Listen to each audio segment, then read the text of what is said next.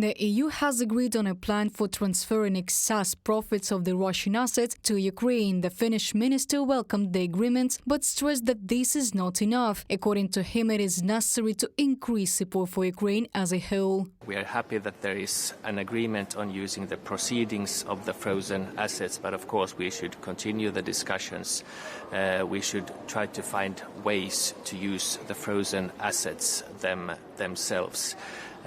That is the morally right thing to do. Those should be able to be used in order to help Ukraine. It is possible to receive up to 3 billion euros from the frozen assets of Russia already this year, the head of the Czech foreign ministry said. According to him, most of the money will be spent on military support for Ukraine, and a smaller share will be spent on restoring the state.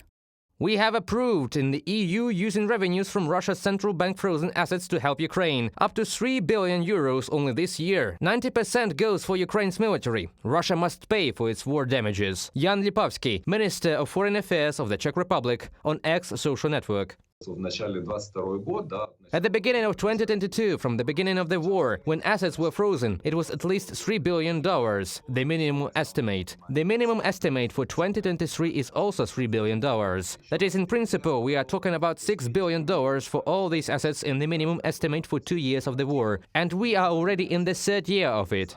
Kyiv may receive the first tranches early as July, writes Reuters, and by 2027 freezing Russian assets will bring about 15–20 billion euros.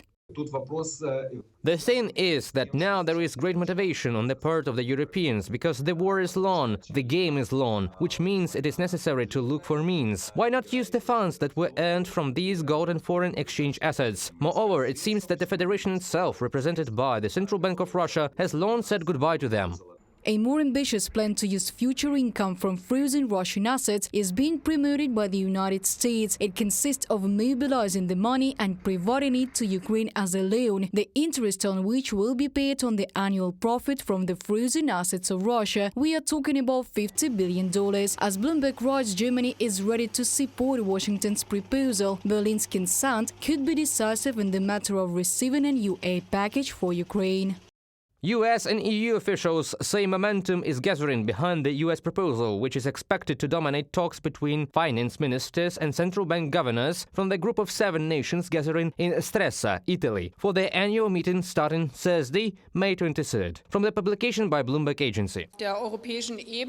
At the European level, we have a common position regarding the percentage of frozen Russian assets they can and should be used for the defense of Ukraine. In addition, the Americans made a proposal to expand the scope of application of this measure, which we are now checking from a legal point of view.